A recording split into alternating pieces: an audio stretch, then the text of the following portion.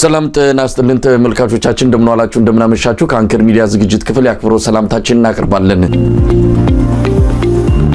ጎንደር ከፍተኛ ንቅናቄ እየተደረገ ነው ያለው። ምናልባት በዝርዝር የአመራሮቹን አግኝተን ስለ አጠቃላይ ስለተገኘው ድልና ስለ ወቅታዊ ሁኔታ መረጃ እንዲሰጡን እናደርጋለን። እስቲ ወደ ጎጃም እናቅና። ጎጃም ላይ የድሮን ጥቃቱም እየተፈጸመ ነው። አገዛዙም እንደዚህ ድል ቀንቶኛል 48 ጽንፈኞችን ገድያለሁ ደምስሻለሁ ብሎ በስም ዝርዝርም ጠቅሶ መረጃ አውጥቷል። ነገር ግን ሊያሳይ የቻለው ምርኮ እስካሁን የለም። ነገር ግን በጎጃም በተለያዩ ከተሞች በተለያዩ አካባቢዎች በተለያዩ ወታደራዊ ቁልፍ በሆኑ ቦታዎች ላይ ውጊያዎች እየተካሄዱ ነው። እስቲ ምንድነው ያለው? ጎጃም ቀጠና በበርካታ አካባቢዎች ውጊያ እየተደረጉ እንደሆነና በተለይ በባህር ዳር ዙሪያ አካባቢ የአገዛዙ ጦር ከፍተኛ ጉዳት ስለደረሰበት ይህን ጉዳት ለማካካስ አሁን በእግረኛ ሰራዊቱ መተማመን ባለመቻሉ በጣም በከፍተኛ ደረጃ ሄሊኮፕተሮችን፣ አውሮፕላኖችንና ድሮኖችን በመጠቀም በሲቪል ነዋሪዎች ላይ ከፍተኛ ጉዳት እያደረሰ ነው። በተደረጉት የድሮን ጥቃቶች በርካታ ሲቪሊያን እንስሳቶች ጆሮ ሳይቀር ተመቶ በተለያዩ የማህበራዊ ድረገጾች ላይ እንደተሰራጨ ይታወቃል። የተጎዱ ሰዎች ሲቪሎች ናቸው እንጂ የፋኖ ኃይሎች ምንም አይነት ጉዳት እንዳልደረሰባቸው ነው መረጃዎች የሚያመላክቱት። ዛሬ በመሃል ጎጃም የአማራ ፋኖ ብሔራዊ ኃይል ምዕራብ አማራ ቀጠና ቴዎድሮስ እዝ የጓጉሳ ብርጌድ እና የጉያ ገረመው ሻለቃ በጋራ በፈጸሙት ማጥቃት የጎጃሟን ግምጃ ቤት ከተማን ተቆጣጥረዋታል። በከተማዋ መሽጎ የነበረው ኃይል ተመቶ ወደ ዳንግላና ኮሶቨር መሸሸት መቻሉና ግምጃ ቤት ማርያምን ሙሉ በሙሉ በፋኖ ቁጥጥር ስር መግባቷን ተከትሎ ወደ ቻግኒ የሚወስደውና ወደ ፓዊ የሚወስደው መንገድ መዘጋቱን ለማወቅ ተችሏል። እቺ ከተማ ሁለተኛ አማራጭ መንገድ ከኮሶቨር ቻግኒ ሳይሆን ከግምጃ ቤት ማርያም ሌላ አቋራጭ መንገድ ያላትና በጣም ወታደራዊ ጠቀሜታዋ ከፍተኛ የሆነ ከተማ መሆኗ ይታወቃል። እቺ ከተማ ላይ እንግዲህ የፋኖ ኃይሎች ከተማዋን ተቆጣጥረው ወደ ኮሶቨር አቅራቢያ ጥቃት መጀመራቸውንና በኮሶቨር ዙሪያም አሁን ከፍተኛ ውጊያ እየተደረገ እንደሆነ ለማወቅ ተችሏል። በአንዳንድ ቀጠናዎችም እንዲሁ በቡሬ አካባቢ ቁጭ ከተያዘች በኋላ ወደ ሽንዲ አካባቢ አሁን ውጊያዎች እየተደረጉ እንደሆነና ውጊያዎች ውጤቱ ገና ያልታወቀና ውጊያው ያላለቀ በመሆኑ በምን ያክል ድል እንደተገኘ በሚቀጥለው ዜናችን የምናቀርብ መሆኑን ማሳሰብ ፈልጋለሁ። እንግዲህ በጎጃም ያለው ሁኔታ በጣም ተለዋዋጭ ነው። በአገዛዙ በኩል መጠነ ሰፊ የሆነ ጥቃት ከሚካሄድባቸው ቀጠናዎች አንዱ የጎጃም ቀጠና ነው። በርካታ ኃይሎቹን ወደዛ አስፍሯል። ከወለጋ በቡሬ በኩል የሚገባው ከተለያየ የሰራዊቱ ክፍል ወደ ጎጃም የሚገባው ኃይል ቁጥሩ ቀላል የሚባል አይደለም። ስለዚህ ጎጃም ያለውን ሁኔታ በየጊዜው መከታተሉ ምክንያቱም በዛ አካባቢ ነው እንግዲህ የድሮን ጥቃቱን በበረከተ ሁኔታ እየተካሄደ ያለው። አገዛዙ ወሎ ላይ ከፍተኛ ጥቃት እና ኪሳራ እየደረሰበት አሁንም ድረስ በጎጃም በኩል ኃይሉን እያጠናከረ የመጣበት ሁኔታ ምክንያቱ ለምን እንደሆነ አይታወቅም። ጎጃም ላይ ያለውን ሁኔታ እንከታተላለን። እስቲ ወደ ወሎ እንሂድ። ወሎ ብዙ ቦታዎች ናቸው ውጊያዎች የተካሄዱት ባለፉት 2 ቀናት። በተለይ ዛሬም በርካታ ኃይሎች ተማርከዋል። በነገራችን ላይ እህቶቻችን የፋኖ ታጋይ ሴት ታጋዮች ላይ በሚወሰደው እርምጃ የተቆጡ አንዳንድ የአማራ ተወላጆች ምርኮኞችን በተመለከተ ፋኖ ምህረት ሊያደርግላቸው አይገባም የሚል ቅስቀሳ ያደርጋሉ። ነገር ግን የፋኖ መሪዎች ምን ያህል ላቅ ያለ ቦታ ላይ እንደደረሱ በአመለካከትም በአስተሳሰብም ነገሮችን በተለያየ መልኩ ሀገራዊ በሆነ መልኩ እንደሚያዩ የሚያረጋግጠው ይሄ ሁሉ እየተፈጸመባቸው ሁሉ ግፍ በአገዛዙ በኩል እየተፈጸመ ነገር ግን ለምርኮኞች ያላቸው አያያዝ አሁንም እንደቀድሞ ነው። አይዟችሁ፣ አትፍሩ፣ ወደ ፈለጋችሁ ትሄዳላችሁ፣ ከፈለጋችሁ ወደ ቀይ መስቀል ከፈለጋችሁም ወደ ቤተሰቦቻችሁ እንሸኛችኋለን የሚል መልእክት ነው ከፋኖ አመራሮች እየሰሙ ያሉት። ለማንኛውም ወሎ ያለው ሁኔታ ምን ይመስላል? መሳይ በወሎ አሁንም የመከላከያ ኃይሉ በተለያዩ ቦታዎች ላይ ከዚህ በፊት የተነጠቃቸውን በዘመቻ አደማሊ አባናደው የተነጠቃቸውን ቦታዎች ለመቆጣጠር ያለ የሌላ ኃይሉን ይዞ ወደ ወሎ ገብቶ ከፍተኛ የማጥቃት እንቅስቃሴ እያደረገ ቢሆንም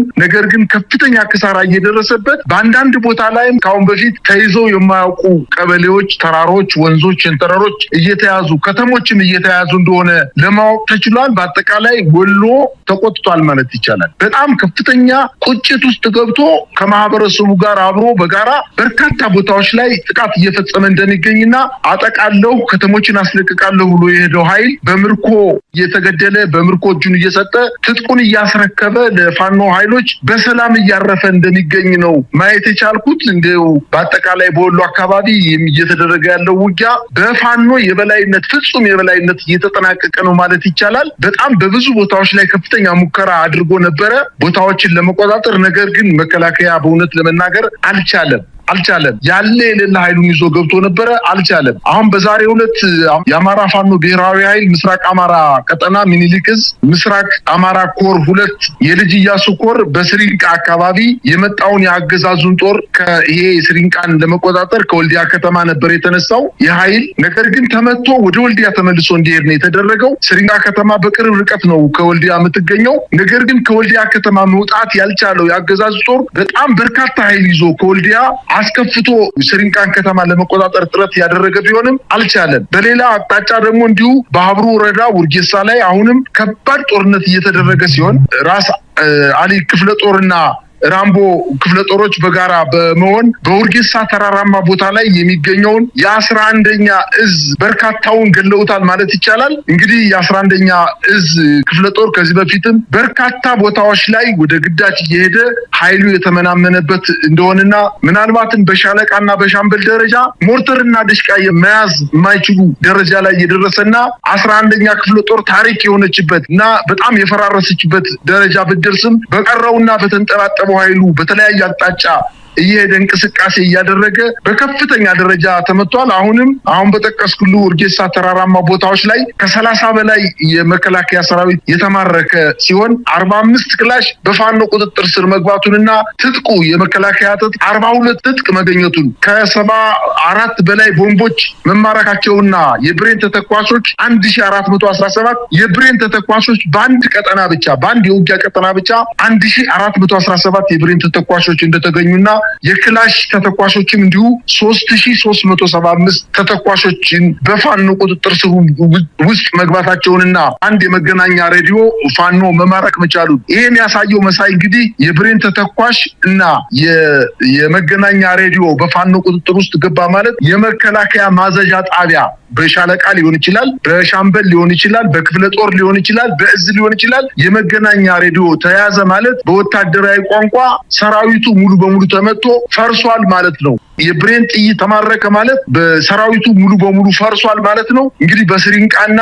ውርጌሳ አካባቢ ተራራማ አካባቢዎች ላይ የራምቦ ክፍለ ጦር ከፍተኛ ድል መጎናጸፍ መቻሉና የፋኖ ኃይሎችን በርካታ በተራራ ላይ ወድቀው የሚገኙ የመከላከያ ሰራዊት አባላትን ህዝቡን በማስተባበር በመቅበር ላይ እንደሚገኙ ነው መረጃዎች የሚያመላክቱት። በሌላ ዜና እንግዲህ አምባሰል ወረዳን መልሶ ለመቆጣጠር በተለያዩ አቅጣጫዎች የመከላከያ ኃይሉ አሁንም በሶስት አቅጣጫዎች የውጫሌን ከተማ መልሶ ለመያዝ ከፍተኛ ጥረት እያደረገ ቢሆንም የፋኖ ኃይሎች አሁንም ላለማስነጠቅ ትንቅንቅ እያደረጉ እንደሆነና የመጣውን ኃይል በሌላ ሶስተኛ ግንባር ከአምባሰል ወረዳ እስከ ኩታበር ድረስ ከባድ ውጊያ እየተደረገ ሲሆን ከሐይቅ አቅጣጫ ከውጫሌ የተመታውን የአገዛዙን ጦር ለማገዝ እና ብሎም ማርዬን ለመቆጣጠር ማርዬ የምትባለውን ከተማ ለመቆጣጠር ቢሞክርም የቤተ አማራ ክፍለ ጦር ጨፌ ከተባለ ቦታ ላይ በመቁረጥ ከባድ ጉዳት አድርሶበታል። ይችን የውጫሌን ከተማ እስካሁን ድረስ በፋኖ ቁጥጥር ስር እንደምትገኝና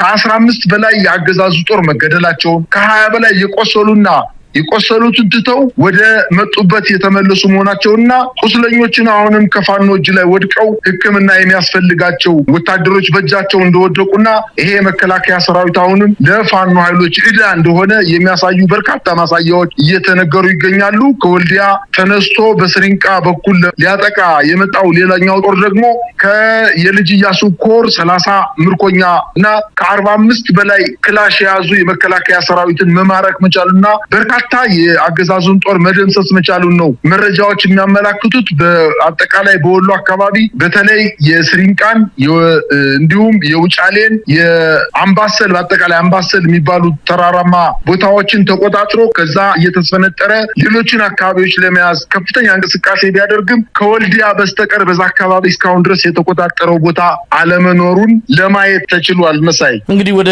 አማራ ፋኖ ብሔራዊ ኃይል ደቡብ አማራ ቀጠና አሳምነው ጽጌ እዝ እናልፋለን። በዛም የአማራ ፋኖ ህዝባዊ ድርጅት አፋድም በርካታ ወታደራዊ ኦፕሬሽኖች እንደሚያደርግ ይታወቃል። እዛ ያለውን ሁኔታ እንደው በአጭሩ መግለጽ ከተቻለ ከአዲስ አበባ 60 ኪሎ ሜትር ርቀት ላይ የሚገኝ አንድ ቦታ ላይ ኦፕሬሽን ተካሂዷል። ኃይለማርያም ማሞ ክፍለ ጦር ጠንከር ያለ ኦፕሬሽን ወይም ዘመቻ ማካሄዱን የሚገልጽ መረጃ እንደዚሁ ሰምተናል። እንደው በአጠቃላይ ሸዋ ላይ ያለው እንቅስቃሴ ምን ይመስላል? መሳይ እንግዲህ የሸዋ ፋኖዎች በጣም በከፍተኛ ደረጃ ቁጥራቸውን አደራጅተው ድምጻቸውን አጥፍተው ትጥቃቸውን አደራጅተው ማጥቃት ከጀመሩበት ከትናንትናው ዕለት ጀምሮ በአዲስ አበባ ከተማ 60 ኪሎ ሜትር ርቀት ላይ ጥቃቶችን መፈጸም መቻላቸውና የአማራ ፋኖ በተለይ የአማራ ፋኖ ብሔራዊ ኃይል ደቡብ አማራ ቀጠና አሳምነውዝ የኃይለማርያም ማሞ ክፍለ ጦር የተለያዩ ሬጅመንቶች ከአዲስ አበባ በቅርብ ርቀት ላይ በምትገኘው በኮታ ከተማ ላይ ሰፍሮ በነበረው የአገዛዙ ጦር ላይ ጥቃት በመፈጸም ከባድ ጉዳት በማድረስ ከተማዋን በኮታን ከተማ መቆጣጠር መቻላቸውና ከተማዋን የአገዛዙ ጦር ለቆ ወደ ሸኖና ጫጫ ወደ ተባለው ከተሞች ላይ መስፈሩንና አሁንም ከፍተኛ ውጥረት በዛ አካባቢ እንደነገሰ ለማወቅ ተችሏል። እንግዲህ የአማራ ፋኖ የሸዋ ኃይሎች አሁን ወደ መሃል አካባቢ ራሳቸውን በደንብ አደራጅተው ወደ ኦሮሚያ ድንበሮች እየመጡ ማጥቃት መጀመራቸውንና በዚህም ደግሞ ሊቀለበስና ሊመለስ የማይችል ጉዳት እየደረሰበት እየሸሸ መሆኑንና በተለይ ይህ ጫጫና ሸኖ ሸሽቶ የሰፈረው ኃይል በመጀመሪያ በኮታ በምትባለው ከተማ ላይ በርካታ ኃይሉን አጦ በሁለት አቅጣጫ ሸሽቶ በእነዚህ ሸኖና ጫጫ በተባሉ ከተሞች ላይ መስፈሩና በሌላ አቅጣጫም ከአዲስ አበባ 60 ኪሎ ሜትር ኮርማሽ ከምትባል ንዑስ ወረዳ ላይ የአፄ ምኒልክ ግምጃ ቤት ተብላ ከምትጠቀሰው ኮርማሽ በተባለች ቦታ ላይ አሁንም በሁለተኛ ጊዜ ጥቃት መፈጸማቸውንና እችን ከተማ መቆጣጠር መቻላቸውን ነው ያስታወቁት። በአጠቃላይ እነዚህ ሁለት የውጊያ ቀጠናዎች